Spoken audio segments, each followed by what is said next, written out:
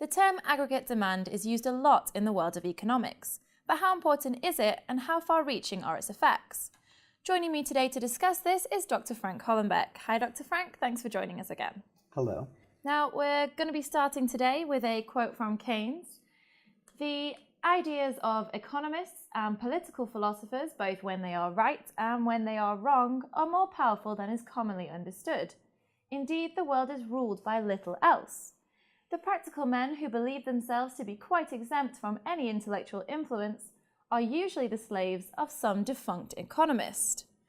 Now, according to Obama's leading economic advisor, the current unemployment rate is due to a shortfall in aggregate demand. But then there are some people and some theories that suggest demand isn't actually that relevant. So which would you agree with, and how important is it?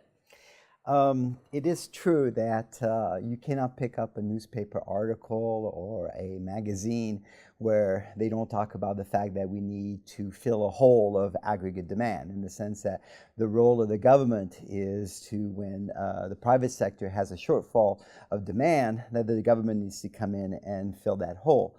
To be honest, this concept of aggregate demand comes from Keynes' general theory. And the classical economists actually believe just the opposite. They believe that we never have a problem with demand, or we don't have a problem with aggregate supply. If we have a problem, it's actually in aggregate supply. In other words, it's not demand, but it's supply where the problem is. And all of this is based on a concept that was very important in the 1900s, which is called Say's law. And in reality, it was Keynes who actually came up with the concept of Say's law, okay, which is that supply creates its own demand. And Say's law, some people confuse this to simply mean that supply creates its own demand. But surely if that was the case, people could just go around supplying whatever they want and there'd always be a demand for it and everyone would be really successful. Let me try to explain Say's law. Let me give you a very simple example. Suppose that you arrive on an island, okay, and you just got in a shipwreck. And once you've gone around your surroundings, you stumble across Robinson Crusoe, who has a bunch of nets and he has a bunch of fish drying. Now, you have a great demand for his fish. You have a demand for his fish. But despite Robinson Crusoe's initial altruistic nature, okay, he's not going to give you any fish unless you have something to give in return. In other words, you have to supply before you can demand. And that's the key of Say's law, is that you have to supply first before you can demand.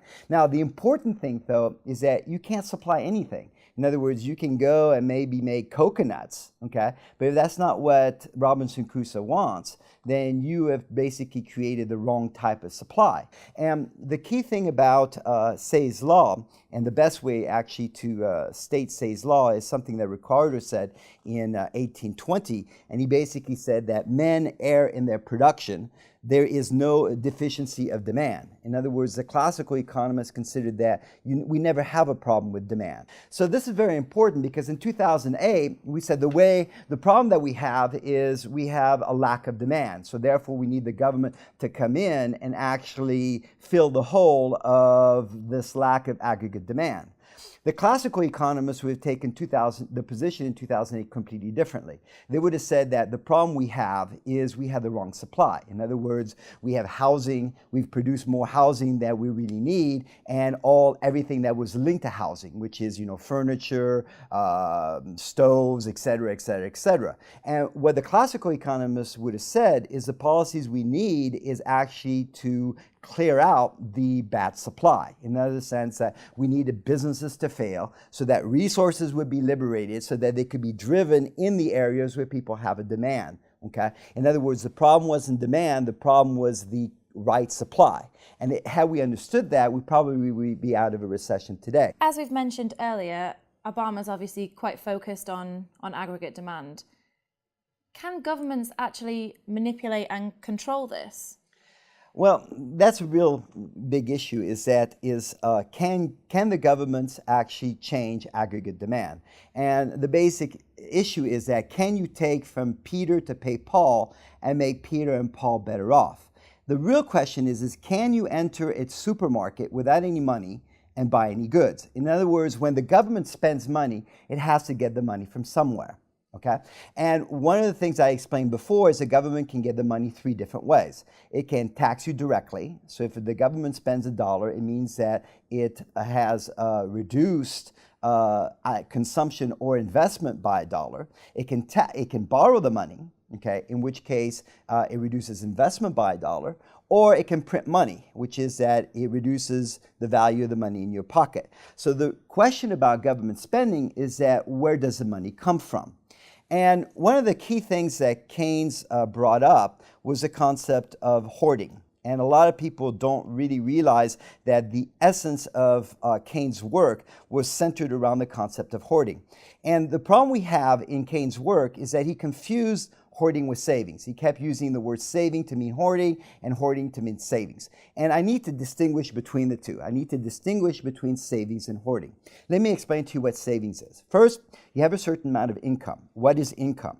Income is, we have claims on goods and services. That's what is your income. And some of those claims on goods and services you're going to use to go to the supermarket and you're going to consume them, okay? The other claim on goods and services you're going to have is that you're going to save those, okay? And what we mean by savings is that you're going to give those claims on goods and services to somebody else, and that somebody else is the firm who decides that it wants to invest in capital goods, and that's called investment. So in other words, what we have is when you receive income, okay, and you consume part of it, okay, that means you use those claims on goods and services, and the other part you save, which means that you transfer your claim on goods and services to somebody else. Okay?